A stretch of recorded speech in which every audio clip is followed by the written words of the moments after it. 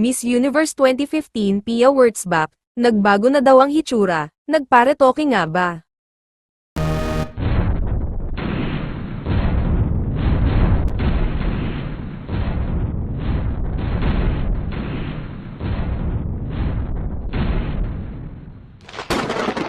Mainit ngayong pinag-uusapan ang bagong look ni Miss Universe 2015 Pia Wurtzbach Johnsy dahil kapansin-pansin naman talaga ito. Unlike sa dating look ni Miss Pia, sa bago niyang look ngayon ay mas kapansin-pansin na lumaki ang panga niya, at tila ba nagkaroon ng kakaibang shape ang kanyang mga labi, kapansin-pansin rin na naging mas maputi ang kanyang mga ngipin, kumanto tuloy ng marami na nagpalagay ng veneers ang beauty queen, wala naman pag-deny sa kampo ni Pia. Ngunit wala rin namang kumpirmasyon o pag-amin mula mismo sa kanya. Anyways, maganda pa rin naman si Pia kahit pa medyo nagmukhang lumaki at umumbok ang nguso niya, at nagmukhang lumaki ang mga panga niya.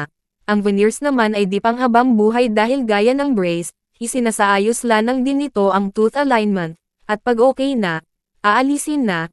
Recently ang veneers ang isa sa mga sumisikat ngayon na ipinapalagay ng mga kilalang personalities like bloggers or content creator like Kamangyan, na talaga namang nagdagdag sa kanyang kagandahan. Mapapansin din ang ngipin ng PBB big winner na si Fayang na lumaki din ng kaunti, at pumuti ng todo, at iyan ay dahil rin sa pagpapalagay niya ng veneers. Isa pa sa halatang nagpalagay ng veneers ay si Jake Cuenca, subalit hanggang ngayon ay hindi niya ito inaamin.